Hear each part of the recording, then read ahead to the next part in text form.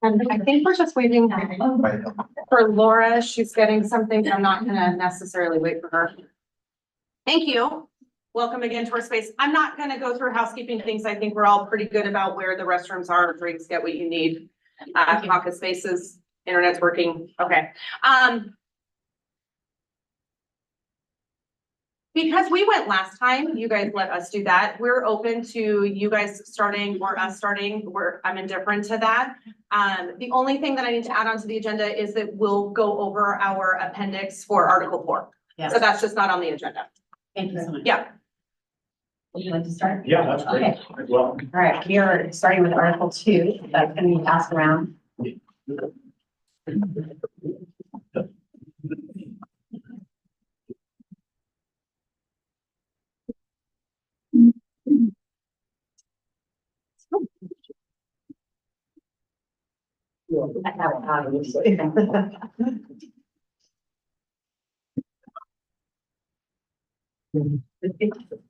not taking.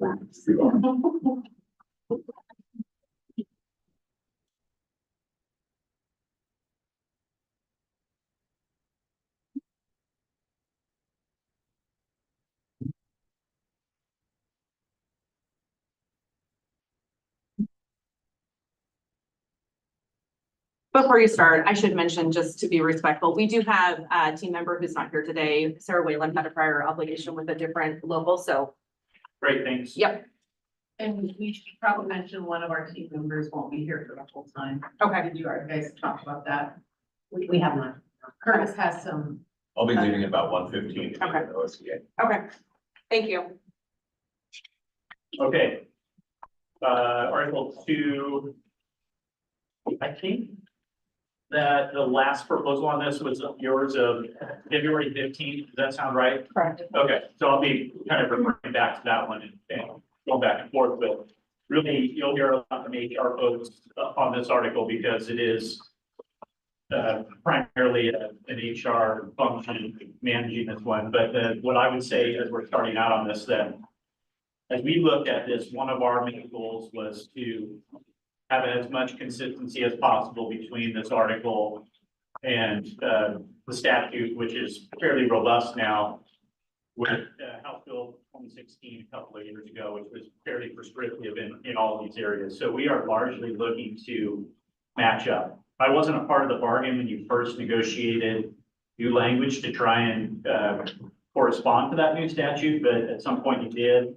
And so that's really our goal, is to manage this contract in alignment with that statute. And so I am going to talk about the public information piece. That is a place that we're trying to keep our language largely in alignment there. We did add date of birth. That is not, if you go to that statute, it lists the various things that information wise that employers are supposed to provide at these regular intervals. Date of birth's not on there, but it is readily available in the district system. So no issue. My understanding of that one has always been, especially with the unit this size, that you use that to differentiate between two, like John Smiths or something, like who is who, you know. The other pieces where you had proposed some change, we've left because we do view those as being in alignment with the statute. The piece about for current employees, not new hires, that the frequency being the 120 days, and the district may exceed that. I don't know that there's necessarily an automatic, we're not going to try and do better than that, but you know, as far as contractual guardrails, I think we're more comfortable with the statute. So that's the 120-day piece, as well as the new hire folks within 10 days. You have that sentence about date of hire shall be defined as the date a bargaining unit member completes their HR paperwork. And maybe some additional clarification would help there. We saw that as this district would typically look at date of hire as being their first day of service, and that's our seniority date as well. So I didn't know if there was something else that you guys were looking to have a different definition for date of hire than seniority, and why that might be the case, but we saw some confusion there. So date of birth is our one change that that we brought over from your proposal, again, trying to maintain consistency with the statute. Happy to answer questions as they come up. I'm gonna turn it over to, I don't remember, okay, Yes. and then in C4, page 2. Okay. So on C4, you have proposed on the second Tuesday of each month during the calendar year that we hold a mandatory orientation and then also receive 60 minutes with new hires in the orientation. If you see, we are proposing to. It just updated, it's all good. Wow. Yeah, well, thank you, Al. We are. Sorry, Erica, we'll start listening again. We're still howling. Okay, we're good. Okay, so if you see in our proposal, we are returning to return back to contract language with the exception of hire. And that's just to include all categories of educators with hiring. And the reason why is because we kind of, after NSA, don't have the big assembly group of new hires. We tend to do electronic paperwork that comes, so we don't have a group of educators that are together in that fashion that you're asking to have there. So our process is very different.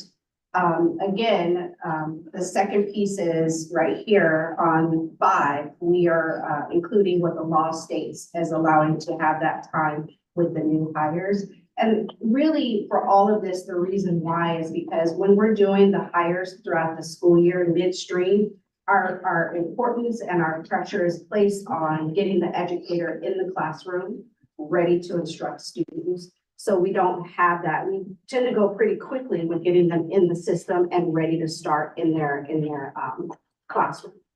So we also talked about in caucus, some things that I think Joanna would like to add in. Just from a building perspective, I've had my share of late hires, particularly classroom teachers, and supporting them through that is super important to me, and to administrators is my assumption, because we want them to start in a really good foot, and we want them to have everything they need time-wise and resources-wise in order to start successfully.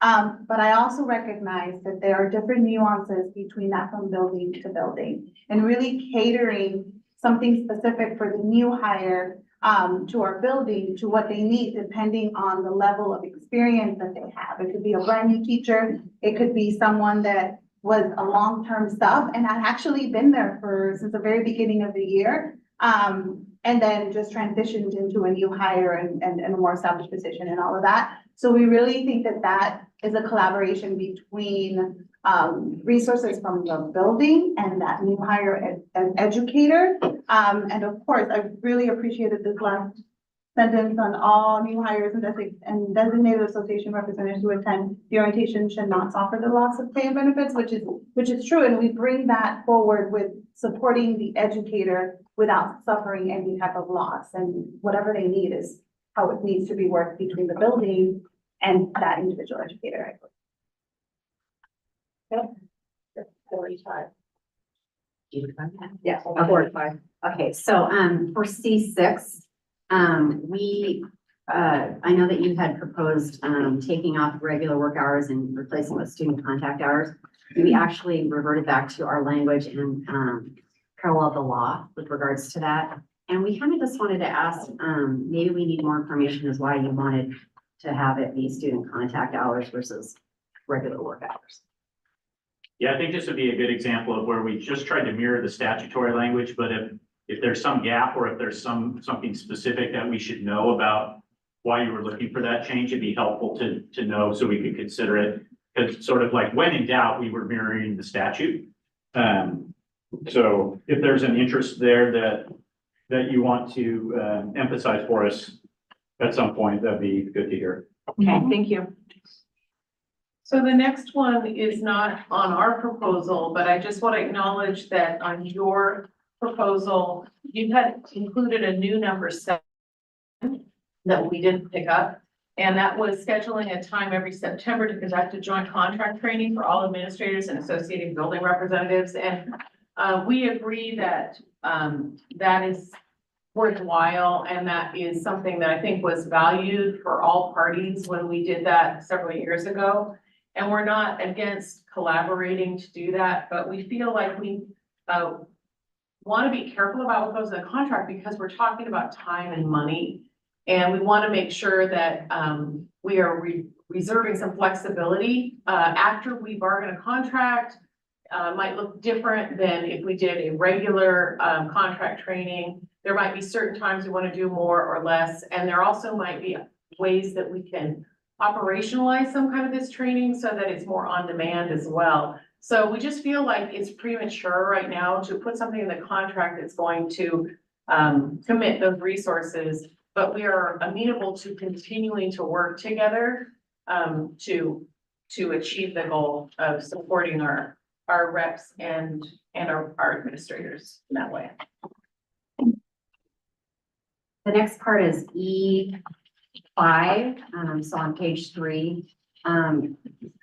If you wanted to remove that portion that said release time for president and vice president will not count towards the 150 days, we actually put that back in because we believe that in any situation where we go above that time, we would be able to an MOU to expand that. And we actually, there's more language in H that we have expanded the time. So we have decided to keep that in.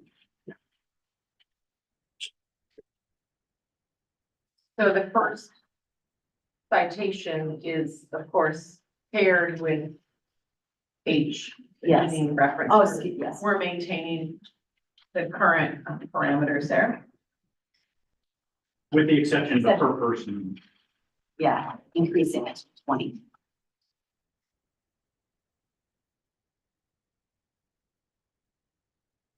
Okay.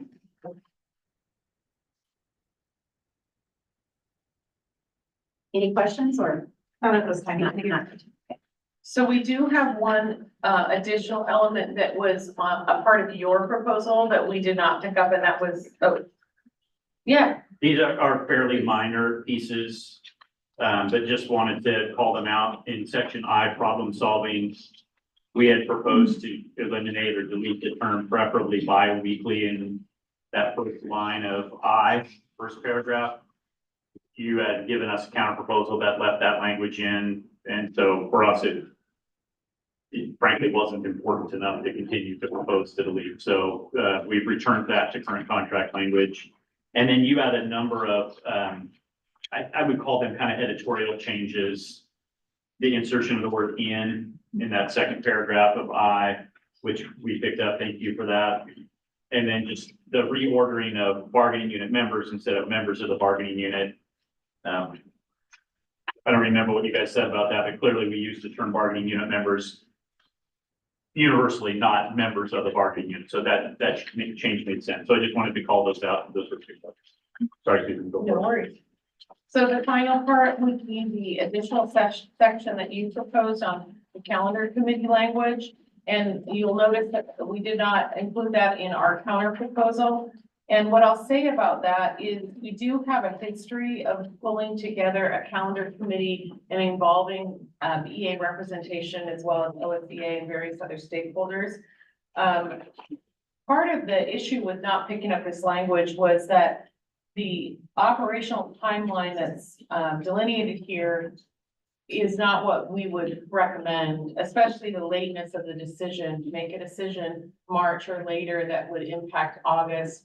We typically have arranged for a committee to look at 2 years in a row when possible, so people have maximum amount of lead time to understand what the calendars will look like. But we also have a history for going back many years of working really closely together with the association and, like I said, other stakeholders. And we see that as valuable, where you are including here methods for getting input from members. In our current practice, we're absolutely fine working with that and continuing to refine that practice as needed. But we feel like that practice is something that we should continue, and we don't see a need to put additional or new or different language in a contract. So that's why we didn't pick that up. Thank you.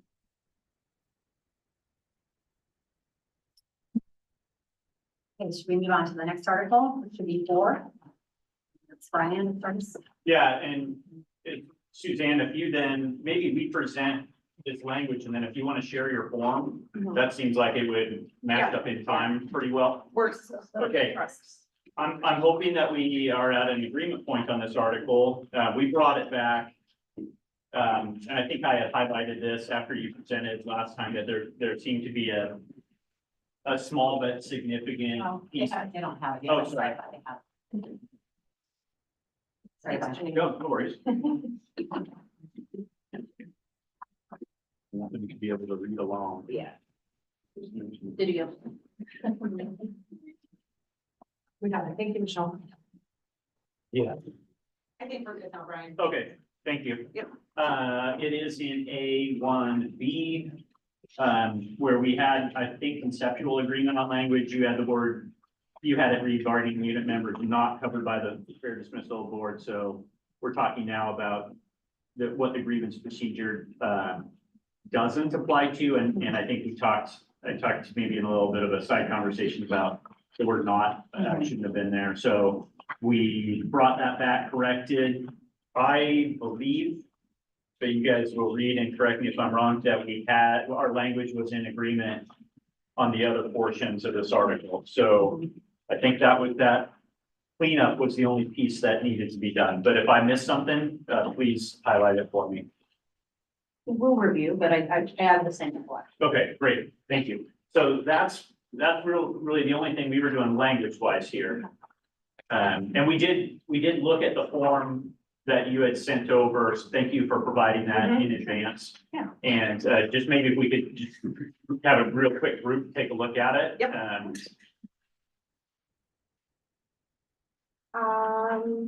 Katie's last Katie, I think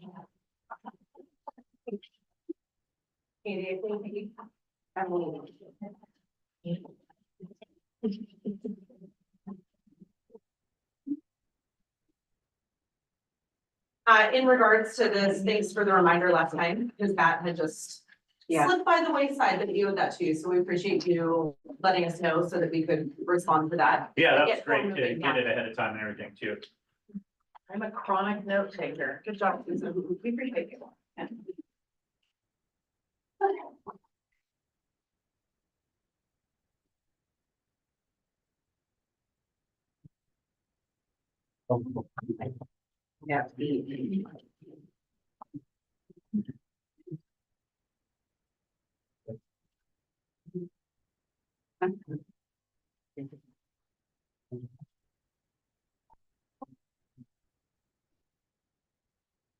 Okay, does everyone have a copy? Yeah, thank you. Okay, so we have made a very modest change to the first paragraph. We've made 2. One, we've retitled it, so it's Appendix B: member templates. And we think that clarifies, in a much more elegant way, in a very elegant way, how, or some of our discussion in our previous session, which was, we don't want members to feel like they have to replicate or print out or struggle with PDFs for this very official looking form. We want them to know that as long as that information is there, congratulations, they have a grievance appropriately filed. So we did want to say that one more substantive change is staff are encouraged but not required, which captures the spirit of our conversation. But, we feel like that clarification is helpful because, we don't know the parties who'll be reading this. We don't know how fresh the administrator's training in this form might be. So why not just put that clarification, prevent a lot of headaches. Okay. And for Appendix B is entitled, the second one, this top one says page. Second page we have is Appendix B, management template. Same idea. This is the documentation that is on the management side to document. So you'll see level 1 supervisor. And we've had this extra spot. It's not necessarily what was in your original form proposal, if I recall, but we just figured having all those notes and having all those responses on the same form would just help with communication. It's a consistency and clarity. And so that is what we propose. And also, we also changed the first paragraph, the first line to say encouragement not required to seek resolution of concerns. So same conceptual change. Got it. Thank you. Do you have any questions? No, I think we're agreeable to this. Okay, fantastic. And good job on the form changes, because they are clearer, more elegant. They should help. Good, thank you.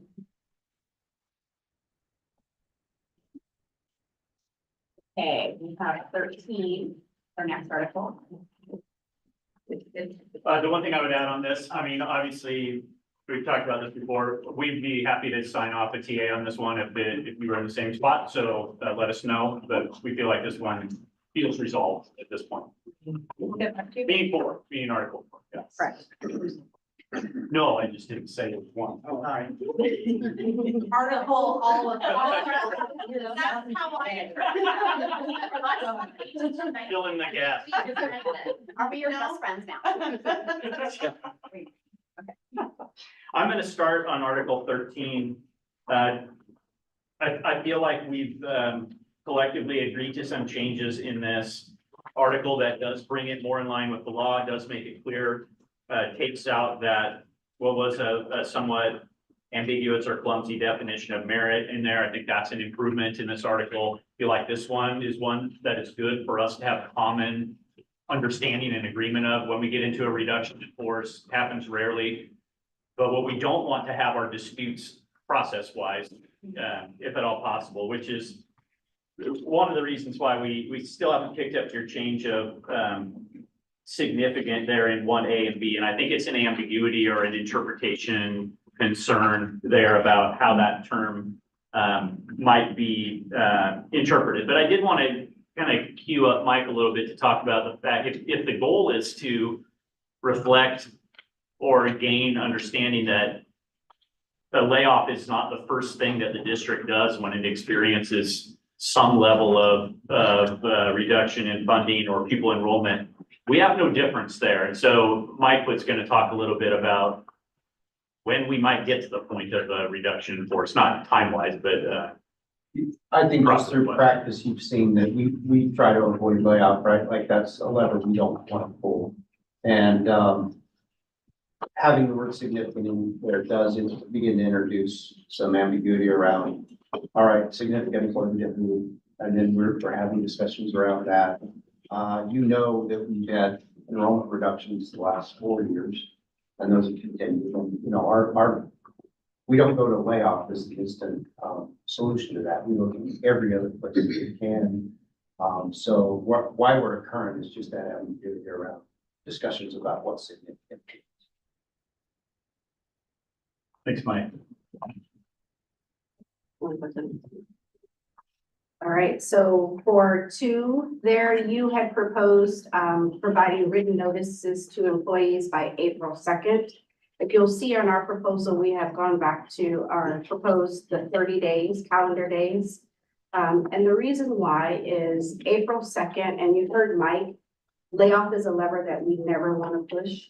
If we are having to notify employees by April 2nd, it will cause harm to a lot of our employees, our educators, because we would need to, in order to cover our bases, notify far more greater employees than we ever wanted to, because we need time to get it right. We need time to sift through the data to make sure there are retirements and resignations that come in at every point that saves a job. And that's what we want to do. And having an April 2nd date would not allow us that time to do that. So that's why we're proposing the 30 calendar days. I, as a former principal, have been a part of the layoff process as a principal, and the recall process of bringing employees back. It's a bad taste in their mouth and they don't like it and they come back and they're not happy.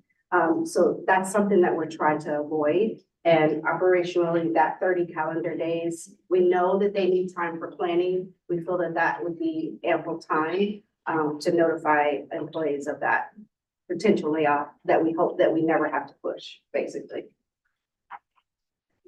Thank you. Okay, the next piece is A4E on page 2, we left inadvertently registered nurses in there, the word registered. We need to take that out. We're accepting your change back to nurses. Okay, so We just didn't want to print them all over again. yeah, That's great, thank you. so we'll change it on the next. It's on E, on page 2E. Yeah, so if you can just make that handwritten change, we appreciate it. I believe that the remainder of it Yes. is language that we were in agreement about. But again, if I missed something there, bring it to my attention, please, but I feel like the rest of it is in a line.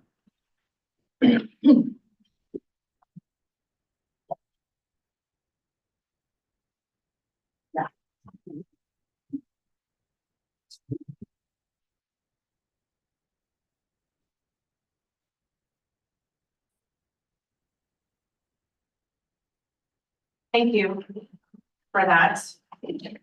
We have 15 and 16. But we would like to present those after a brief caucus. Sure. if we could. Yeah, what do you need time wise?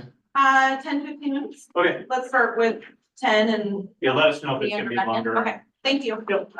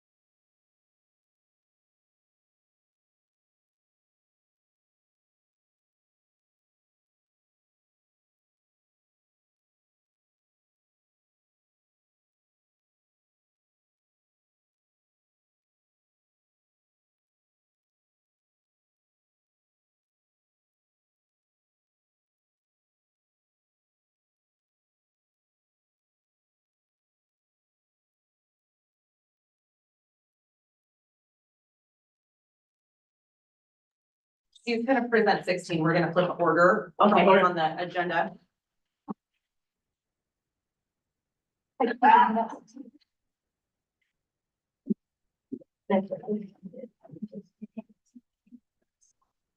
All the way down. What's that? Oh. Oh, my goodness. You need what back? I just need to. You want? No. That's good.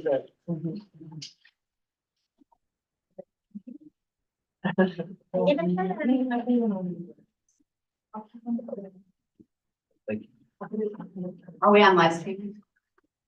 Yes, I just, for the record, I just might let whenever members have to step out, Lori. Okay. Yeah, thank you.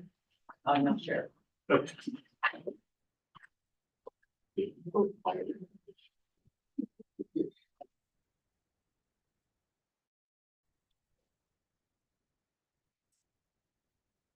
everybody on your team have a copy? Yes. Katie and Emily will be right back, but we're gonna start with that. Okay, sounds good. Is there a copy down there for more? Yeah, I got Okay, it. thank you. Thanks so much. Great. Oh, good. Yeah. Rumors of Lori's departure are premature. Right. We're all good. All right, so we are on Article 16. So most of these we noticed on the previous counter from you, it's just the same updating employee to bargaining unit number. So there's a lot of extra bolded and underlines, but most of those are just, there are a lot of, turns out, a lot of appearances of the word employees and members and things of that nature. So we're changing all of those. Okay. Down in section C there on page 1, we are in agreement with that language.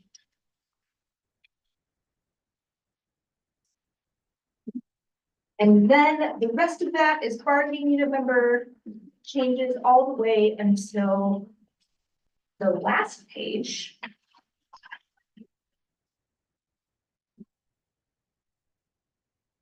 So on page 4, number 6. In your previous proposal, you had put in the words statutorily protected, relating to folks having access to district electronic infrastructure, like employee online services, et cetera, et cetera.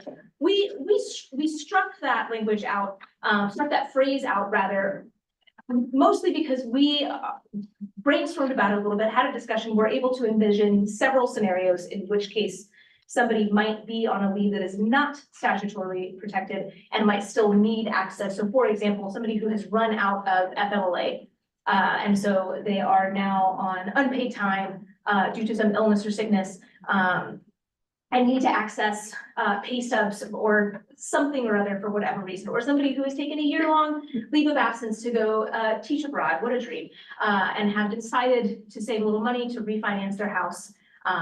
And that's not statutorily protected, and yet they still need access to financial information that they access through those district portals. So we have struck that language, and I think we have just a question of why y'all have put that language in there, what problem is that addressing? So I think we should have some curiosity around that, and in the discussions that we had, we're wondering what about those folks who find themselves in those types of situations there? And I have another question to add to the room, and it may be for our team or your team. I mean, is there a difference having access to necessary documents like W-2s and things like that? Does that have to go part and parcel with having access to your district email system? Like, can you have access to one without the other? I think that's a Because question for IT. because I could see people saying, I need access to my W-2s and all that stuff. In that may be, there may be different concerns with people still being able to send emails on district email system, even though they, are gone for a year or more. So those might be two different things, and I don't know if they work independently from one another or if they always are joined up. Well, I don't know if anybody. Well, the employee online, which you're referencing, Lindsay, with regards to W-2s. Yes. So I think we talked about this a while back, but, if I leave Beaverton and, I want to get my information because it's held in that server, then I go in there and I have to create my own password. It's separate than Beaverton's email address, and then that information is at my disposal all the time. So I understand not having a person that's on leave having to do that, but they should not lose that access because they would have their, and They do not lose that. they, access. yes, yeah. That's Maybe what we need to Brian bring was more referencing, information. separate information, like with all that stuff. Yeah. Sure. Sure. Okay, thank you for that. But I think there was something of a question, if somebody's not here for like an entire year, do we want them to have that capability to send out emails on a district email server as if they're a currently active employee? Or, I mean, I also know that, wasn't there a capacity issue or a like cost issue as well? Licensing, there's a cost associated with each email address with the Microsoft licensing. And so if you have people that are not using the email, but you are maintaining those addresses, there is gonna be a cost associated with that over time, depending on how many people are on leave. And when someone's on an unpaid leave, that cost goes to their replacement. Right? Their email. Yeah, I don't know if it would make sense to look at a time frame instead of a statutorily protected versus not protected. I mean, I hear what you're saying. What if, I mean, you could have people who weren't even covered by FEMLA or OFLA.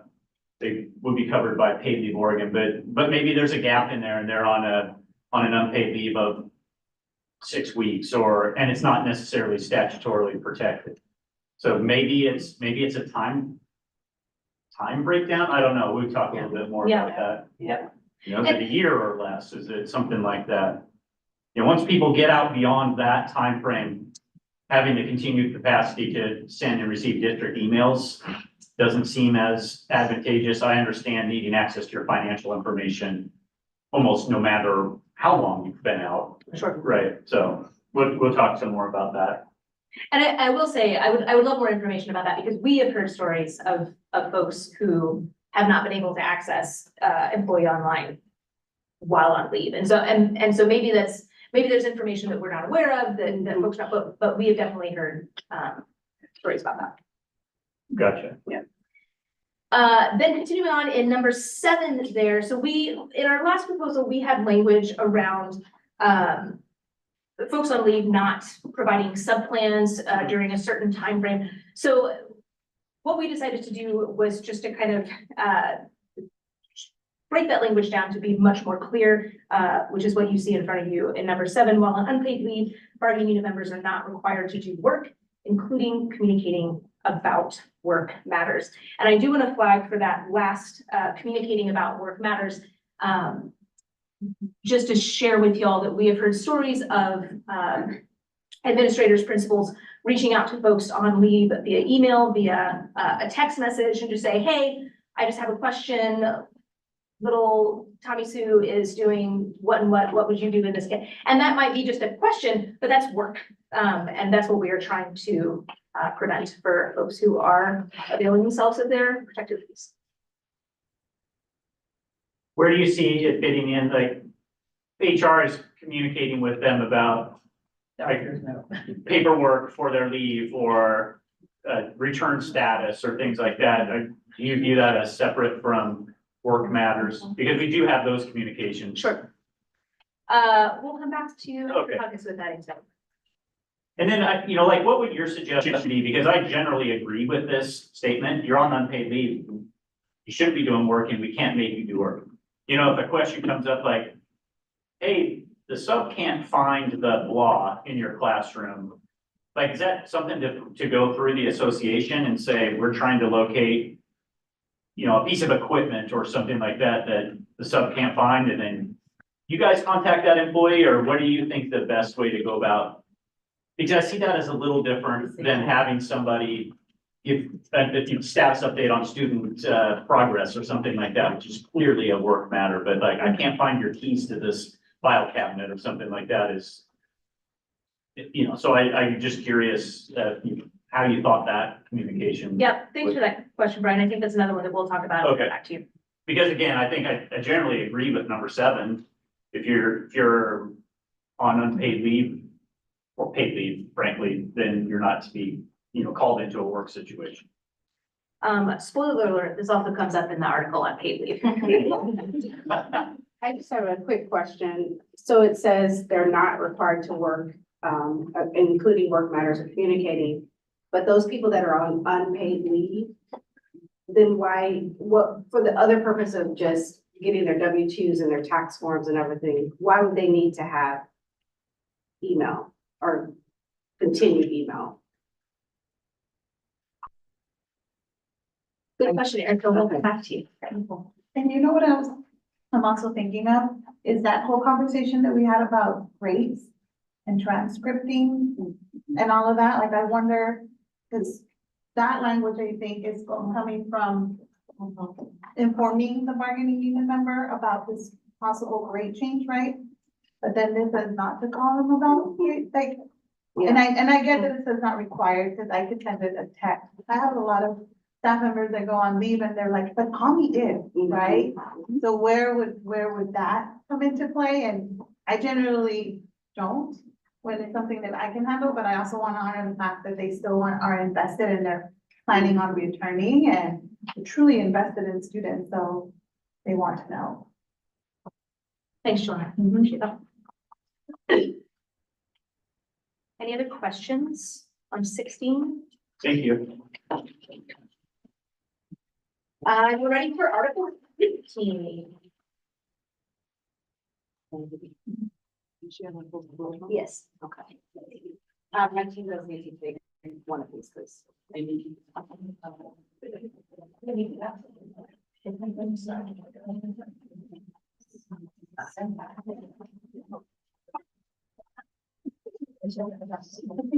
Oh, sir.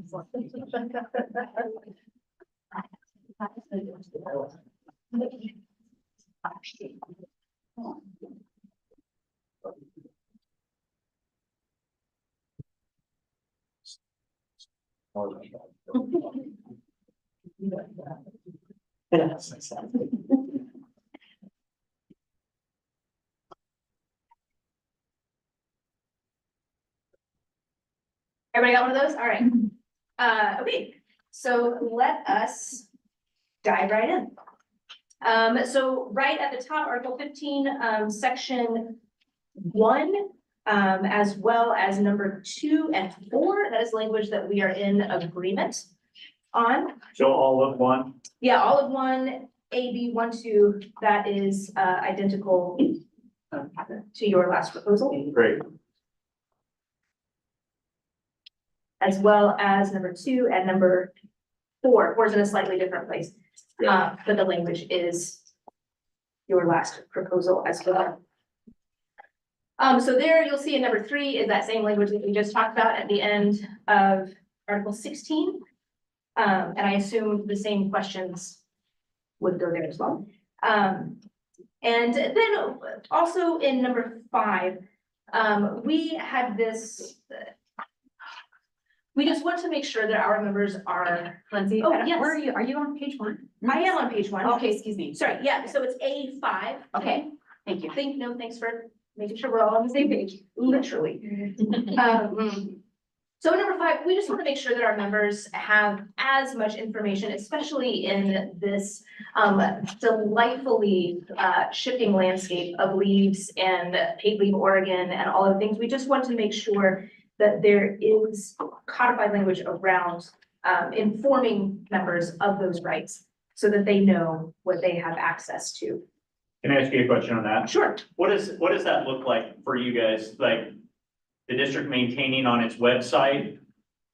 Here's how to get information about FMLA, PLO, or is it posting it on the bulletin board in the staff room? Does anybody look at the bulletin board in the staff room anymore? I don't know if that's still a thing. You know, Brent, we talked a little bit about this, but I want to discuss just a little bit more just to make sure I have the right answer for you. So we'll come back to it. Okay, yeah, or is it like sending something to everyone's email in the fall, each fall saying, hey, here are the various flyers on these protected leaves. So it would be helpful to know how you envision that looking. Thanks for that. All right, moving right along to the top of page 2. So I'm in the third paragraph down. It used to be section C, it is now the new B. Mhm.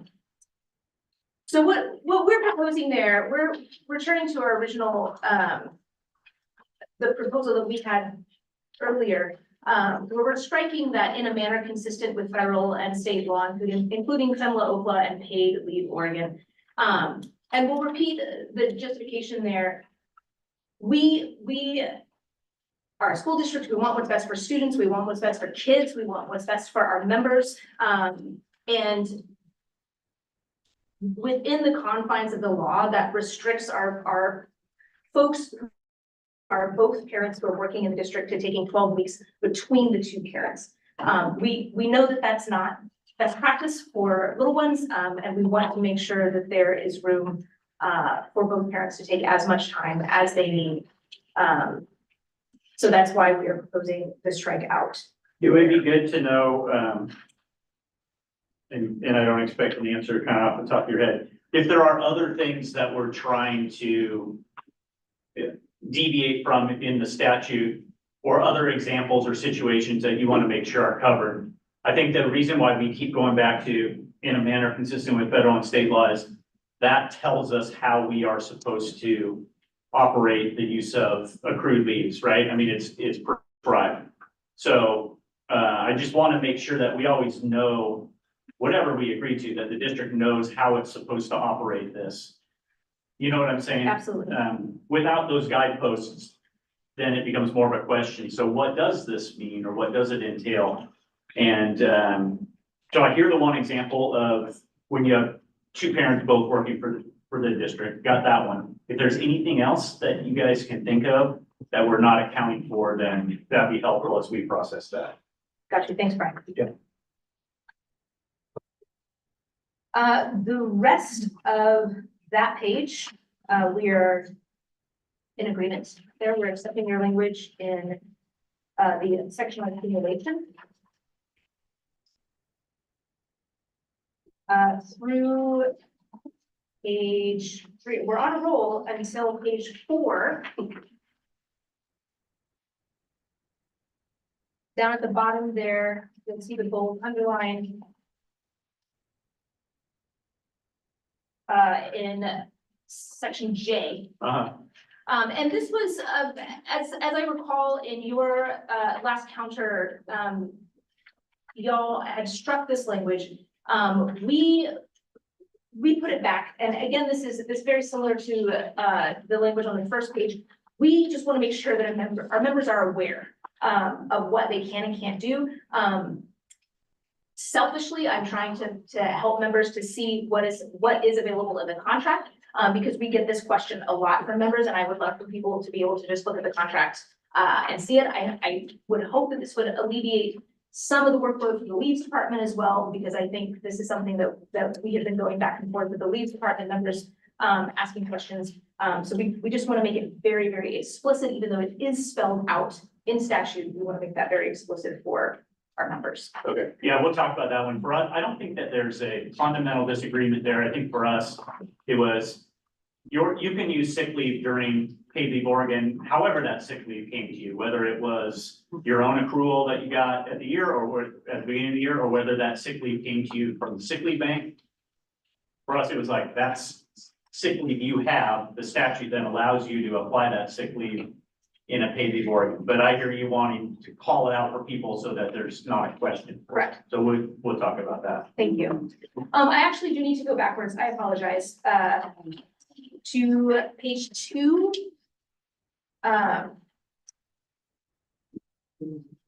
We have a question on accumulation. So that the sentence there in the center, we want to just make sure, we want to clarify. So a bargaining unit member terminating employment who has used more sick leave than their length of employment entitled them to accrue shall reimburse the district for the excess hours paid to them. We want to clarify that this does not include donations received from the sick leave. No, It wouldn't include that. Okay. I was hoping that you would say that. I mean, that's leave that was somebody else. Yeah. It's not there anymore to be used by other people. So that to me is different than they overused their own personal sick leave before it was earned. Right. We just don't want to have somebody in the situation of using 10 days from the sick leave bank and then all of a sudden be responsible for paying BSD back those days from the bank. Yeah, we agree with you on. Thank you for that. Hey, Lindsay, I just have a quick clarifier at the end of 4J, where you say J, any bargaining unit member, where you added that back in. You said that we struck it? Yeah, it was not in your language. It was not in your last proposal. Okay. Yeah. It was, sorry, it's not, it was our proposal. Okay, to that's we did the clarifier. that. Thank you, sorry, thank you for that clarification. Page 5, we're all in agreement there. Page 6. Number 1 on page 6, we talked about this a little bit at our last session. Y'all had included the word domestic in front of domestic partner. Yeah. It is our desire just for that to say partner. Okay. So that we're not ruling out folks who are not registered domestic partners. I do want to point out that we are accepting the 3 days of bereavement leave there in section 1. Got it.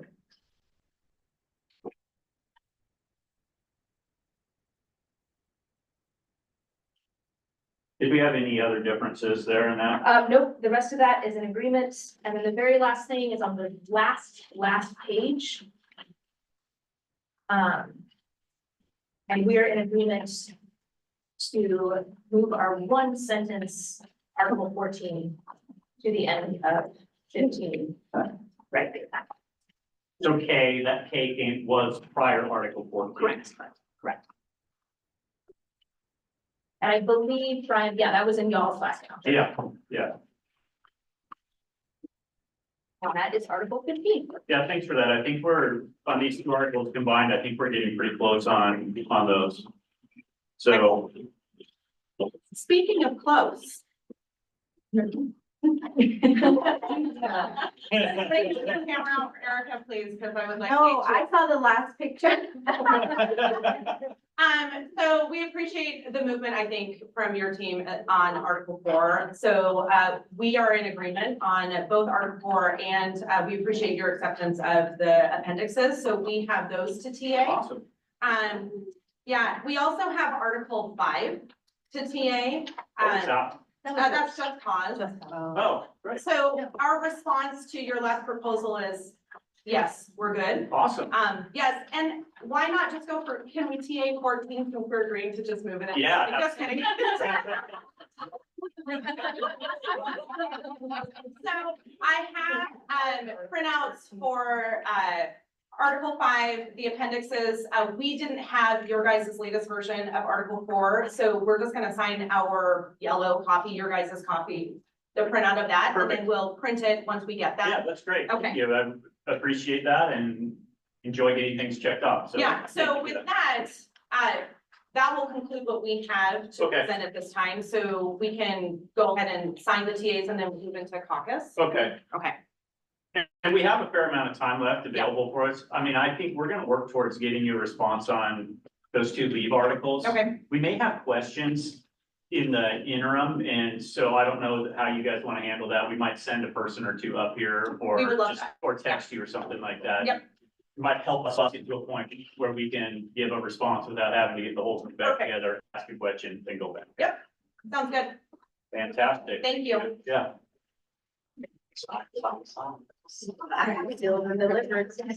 Erica, she told me she didn't have TAs. Perfect timing, good to see you all. Yeah, thanks, Curtis. Oh, yeah, perfect. Yeah. All right. That for you. Yeah. Yes. And the appendix. Oh, the mics are still on. Oh, thanks. Yeah, sorry. People want to see us sign the PA. Yeah. I just like, it's a thing. I do too. Janine, are you okay to like sign your yellow? I have a clean yellow for our. We want to see. And we can just. They can sign it. Yeah, right. Yeah, and then I've got the other one. Okay. All right, I'll do another piece.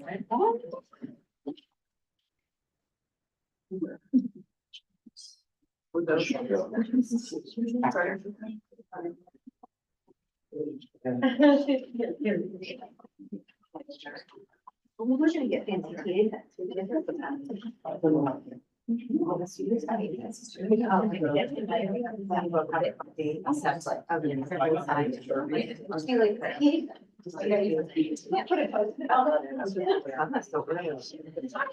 get them. Flush. But he could afford to.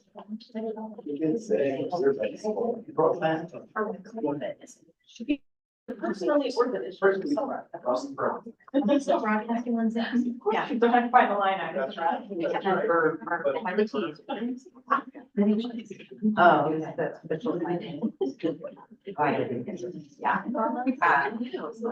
Thank you. Okay. So it's another side of session. I know, we're all looking like. It's like a thing. You know. I'm sure it's something we don't like stuff. TAs or You're like this, wow, a TA, that's why I love it. Right, oh my gosh, It just starts getting, I get there, it's like clear. Yeah, right.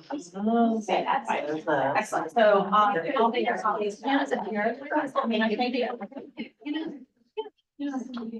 Yay. Yeah.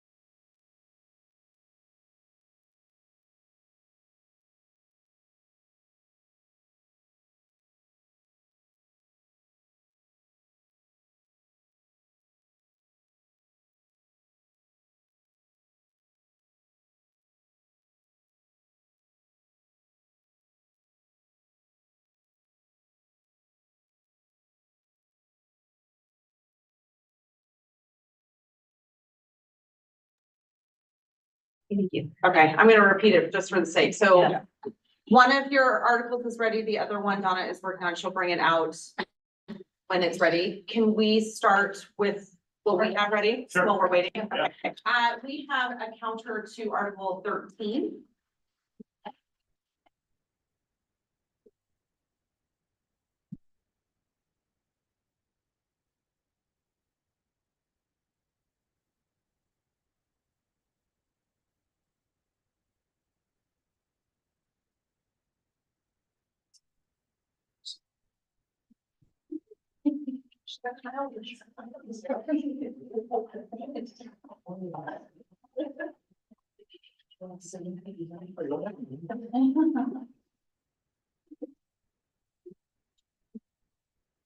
All right, so you have 13 in front of you. Spoiler alert, we have accepted all of your language with the exception of A2. We are countering your 30 with 65, but have accepted how you defined the date of layoff to be. Anything specific about 65 days that we should know? I mean, other than it's longer than 30, Yeah, but we did some, and it puts you right around kind of the end of the school year. And so we, then the school year kind of fluctuates. This would allow people to then be able to close up their classroom if they know that they have been laid off, without having to come back, do all of that work, as well as giving them more notice, to try and find another one. okay, thank you for this. Any question? Great, thank you. We're still waiting on the second one. You want to go ahead and? Might as well. Okay. Yeah. Michelle, which one is it? Thank you.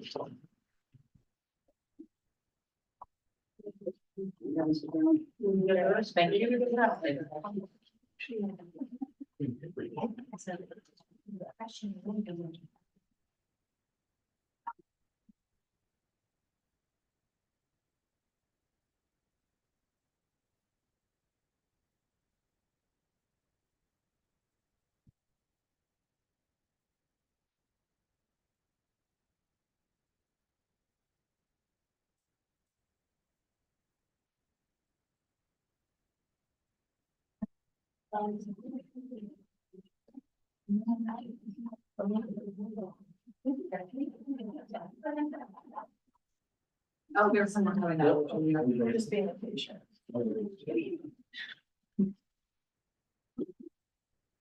All right, everybody have that one? Article 16. So I don't think we should have any differences. Page 1, I think we caught all of the bargaining unit member. You had agreed to our changes in military leave. I think page 2, handful of changes to bargaining unit member.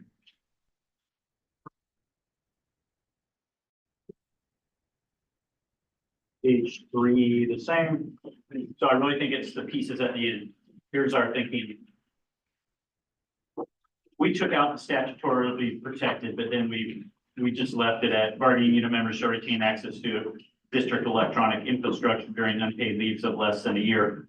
As we kept talking about it, some specific details like references to Google and things like that, which may come, may go. Google's probably here to stay, but whatever systems we choose to utilize could change in name. So we've tried to leave it more generic. On number 7.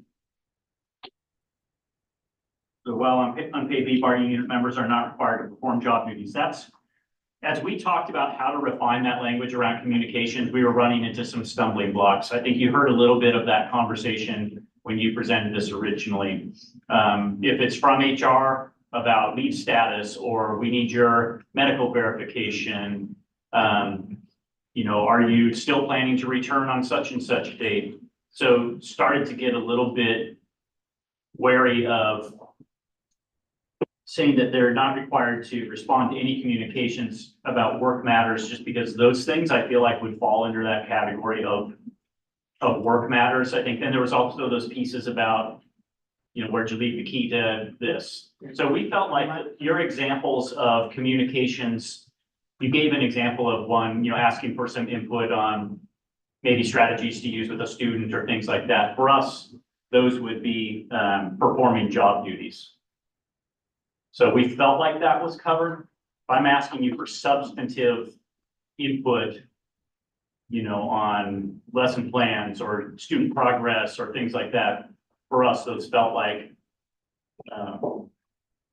performing job duties. So we tried a variety of other ways of going at this, including a reference to communications, but saying like, except for communications from HR or something like that.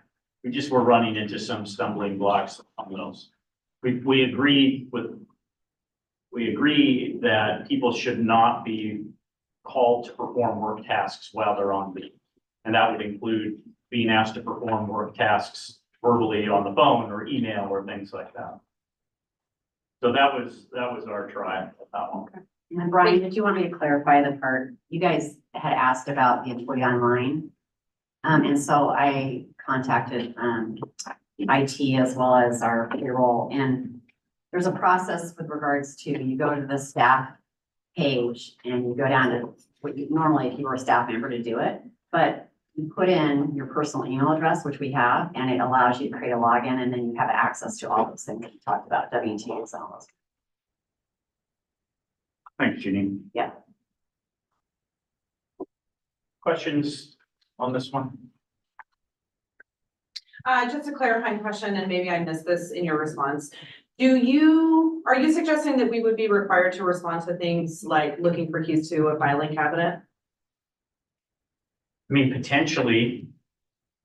I don't know if you were the only one who knew where something was. I don't know. And principals, Or if they took it just with them, with their badge or something, and we need it because there's something. Or their laptop. Or their laptop. It's like if we really need that, Okay, and they have it in their person, we would try to reach out to them. okay. and that's happened on occasion, correct? Yes, People take absolutely. things with them, they have them, they're on a long unpaid leave. Yeah. That.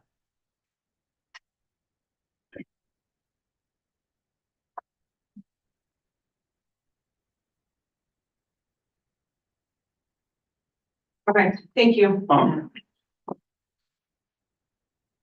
Are we still waiting for a 15th? We're having this issue and Donna is on it and she. Did you break it? They're having, We're having problems with the copier. Okay. Well, we'll just kind of hang out. Go get more snacks. I'll be right back. I'm gonna go check.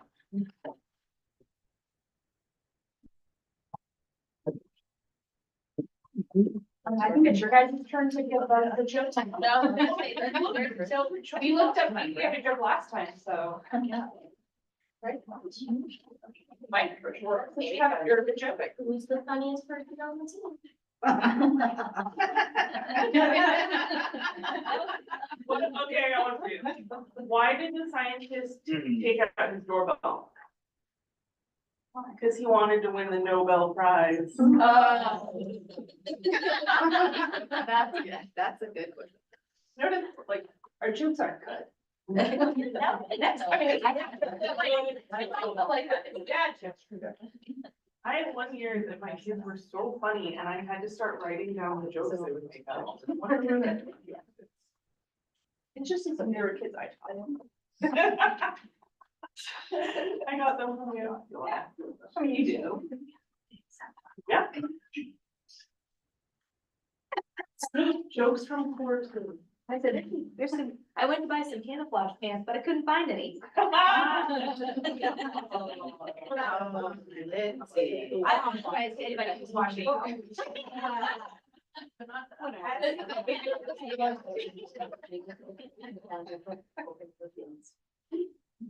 Wouldn't be bargaining without the gadgets. That's right, that's right.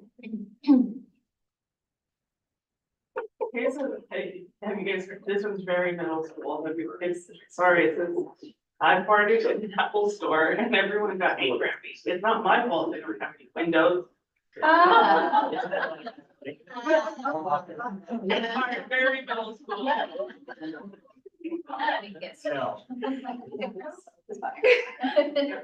Yes, you are good. We've shifted to the park jokes. We're halfway done.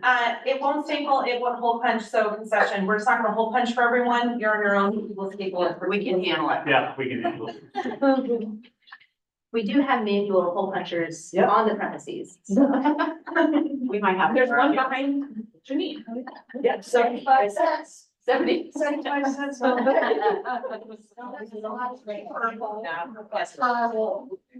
Yes, yeah. You got it, Mike. You wanna have a, I just pierce my ear there. Yeah, we haven't upgraded to it. Oh, geez. 75 cents. Here, well, and then you can tell us to invoice that. Oh, I'm curious. That's right. That's fair. Send me an invoice. Yeah, no. That's 75 cents. Well, but there's, you can't done those, like, 75. You have to do that. That's why they say it's 75. Oh. Okay. I mean, I've heard you guys. Yeah.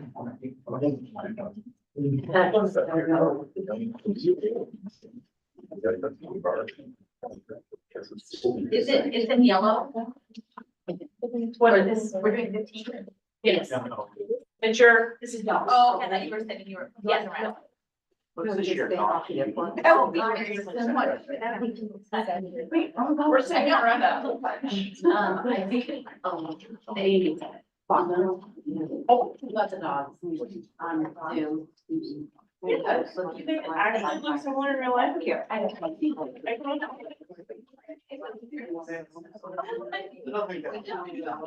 I think she thinks so.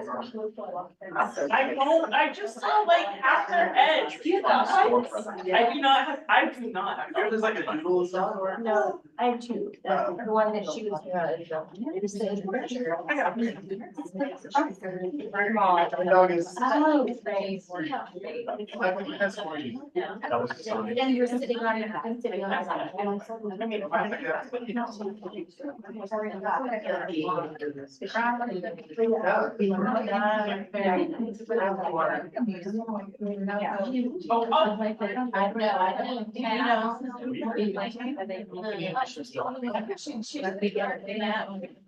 I know, you don't read it, you started there, you don't have to. Yeah.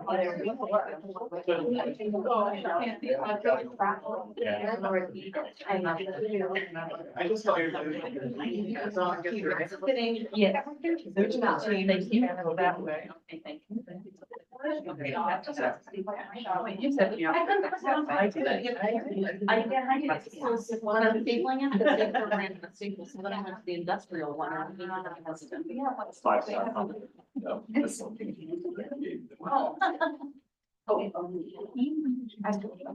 Yeah, we have. Thank you, Michelle.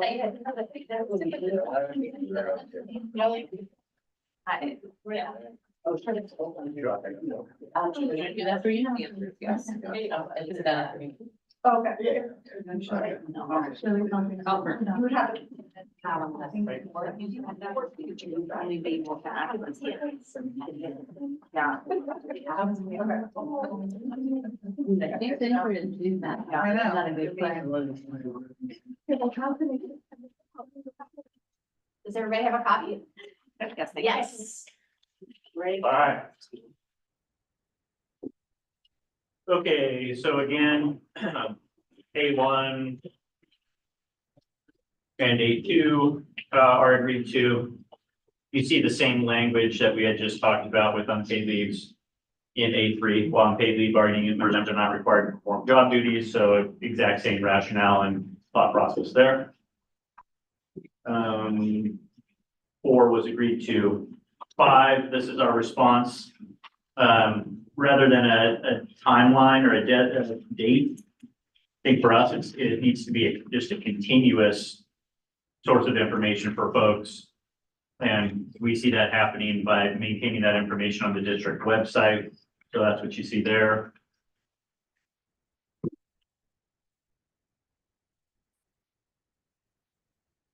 We do still have our language in a manner consistent with federal and state law, including FEMLA, OFLA, and paid leave. We talked about wanting to have kind of guideposts there. We did check, and with the change from parental leave is now under paid leave Oregon instead of OFLA. So the provisions are not there about two employees splitting the leave. So that specific situation that you guys brought up should be rectified by the switch from that bucket of leaves now being under paid leave Oregon instead of OFLA. And July 1st. As of July 1st, yeah, thank you. Can I ask a quick clarifying on July 1st, July 2024, July Yes. 2023? 2024, so. Okay, so we're coming up on it. Correct. Okay. Correct. There were no differences in accumulation, extended sick leave, abusive sick leave, application for retirement benefits, sick leave bank at the very tail end. We did agree to your language there in J, any bargaining unit member may use sick leave bank donations while also utilizing the paid leave Oregon. Next page should be all agreed to. Page 6. It's not shown with the strike through, but we struck the word domestic in 1A I, where it's a reference to partner of employee. Next page, there shouldn't be any differences. Really, I think the rest of it, there shouldn't be any differences because it's just that Article 14 and coming in at the end. Yeah.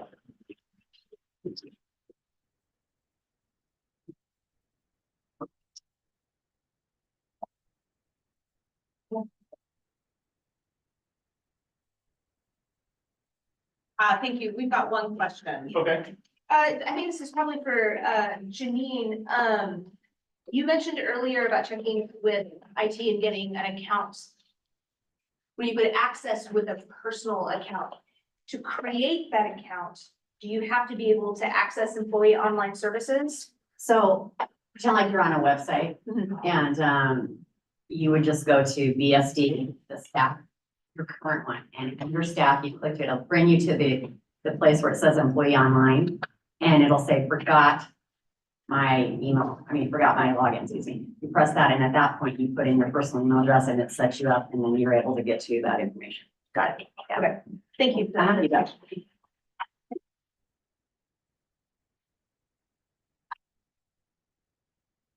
Any other questions? No, not at this time. Thanks. So. Yeah, 325. I think the next move is that we go back into caucus. We have some things that we can discuss as teams. Do we want to come back at 350 to touch base? Discuss next meeting date? We could just stay in this next meeting date now if you want. Okay. I mean, I have it as 5/2, 12 to 4 at Beaverton. Correct. Texas. Yeah. Everybody else have that? Okay. Okay. So then let's go ahead and caucus. If we want to reconvene, we'll just let you know. Okay. Okay. Sounds good. Okay. Thank you so much. Thank you. If we don't see you, we'll see you in May. All right, thanks. Thanks for watching. Yep. Um, I know. Suzanne. Say that again. There's extra.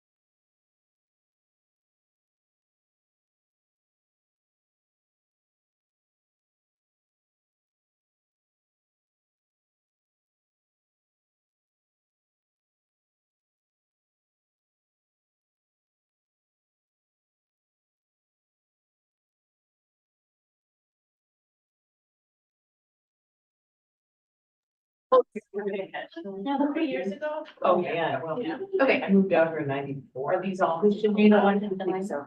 Sure, good to go. Okay. Washington Island. Thank you. Sorry, that was a fast turnaround and we still have some copies being made. We actually have 2 counters. We'll just present for the sake of time, and if you guys want to just collect your questions and you can send them to me, or we can just open up the next time on May 4th with your questions. Okay. However.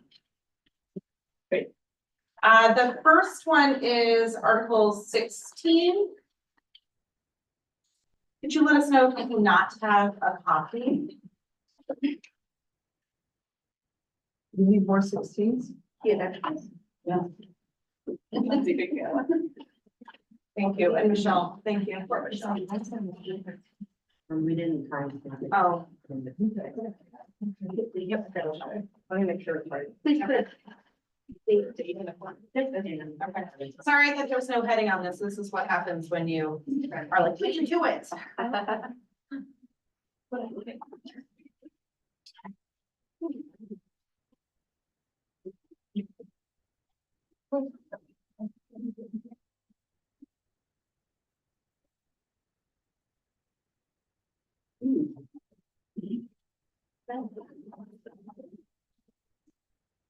Okay, whenever you guys are ready.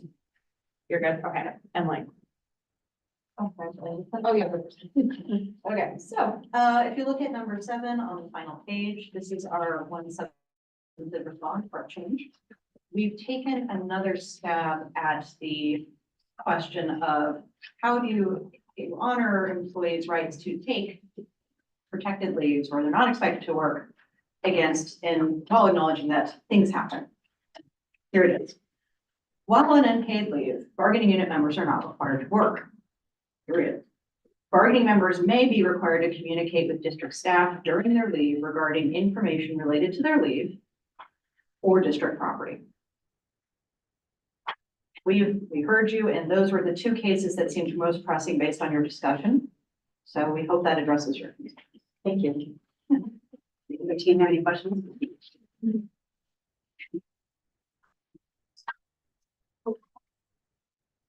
Okay, Thanks. Sorry. We've all dealt with these factors. And we all, I'll say that we appreciate this and we appreciate the conversation.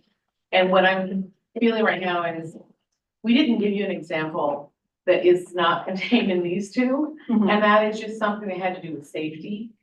It might seem like we're getting far-fetched, but we're thinking like, what if there was a child abuse investigation, or there was something where we had to ask them something having to do with safety. And so again, we'll talk about it, and maybe that isn't gonna be the deal breaker, but I feel a little bit bad that we didn't give you more examples than just leave conversations and property, because we actually talked about additional things. But we'll talk about it. We welcome a counter on that split. Yeah, okay.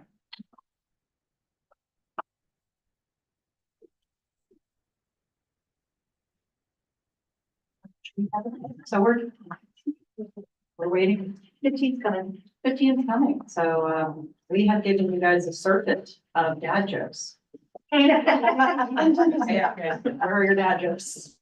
And the word circuit. Yes. It's like it's dad jokes or a talent show. Yeah, no, but it's BSD's turn. Why? Tapped in?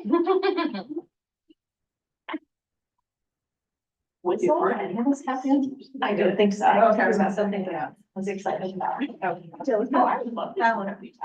Riverdale? Oh, the Irish step dance, that makes sense. Yeah.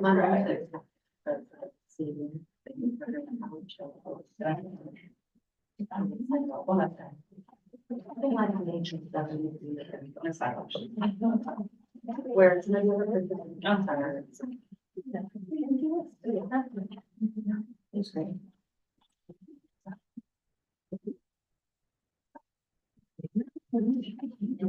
Whole bunch of.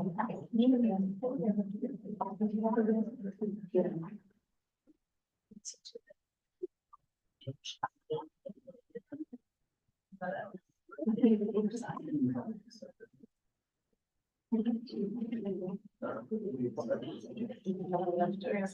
my team, for the sake of time, we're about 50% done with copying. I'm gonna ask that you not grab a copy for yourself so that we can make sure that the other team has a copy. Thank you.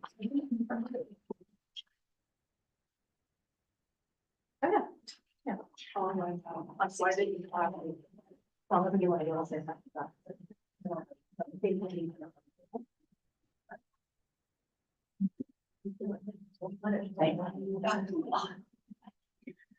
All right. While you guys are passing the paper, I did want to draw your attention to something in Article 16. We did accept your proposal, your proposed language for number 6. We thought that was a very same solution.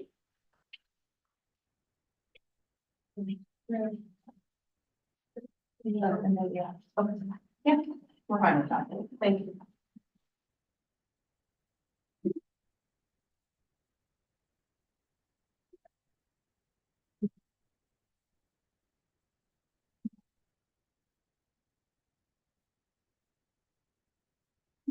Your team is short 2 copies. If it's okay with you, we'll continue to present, but I will make sure you get them before you leave.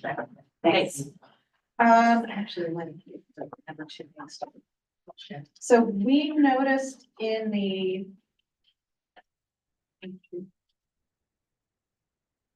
I don't know. In number 2, we are, I think it might not have been in the language we had for you guys, but we are fine with your. We were fine with number 2. So if you're fine with this number 2, we're fine with it, but we're also fine with the equivalent language in Article 16. That is maintaining access to digital infrastructure for the course of the year. We took this from your proposal, so it may be that that provision wasn't changed, but we can verbally just say that, whichever. We have an addition to 3, mimics the language in Article 16 in our counter.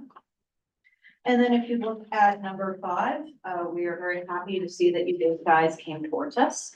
We have just one more ask. An annual email notifying people of that resource or any updates. And that would be sufficient for us.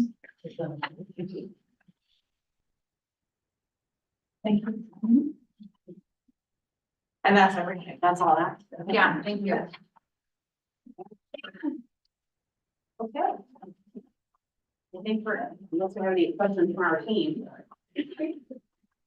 Think we're good? 401, a perfect adjourn. Yeah. All right. And I will get those 2 copies for you before you guys head out, if that's okay, or if you just want me to bring them the next time, I can provide those. Is that okay? Okay. Thank you. And I'll send you a quick text. We'll leave it all. Perfect. Thank you. We'll send you additional copies. Yeah. Thanks a lot. Thanks for starting the session, guys. Yeah.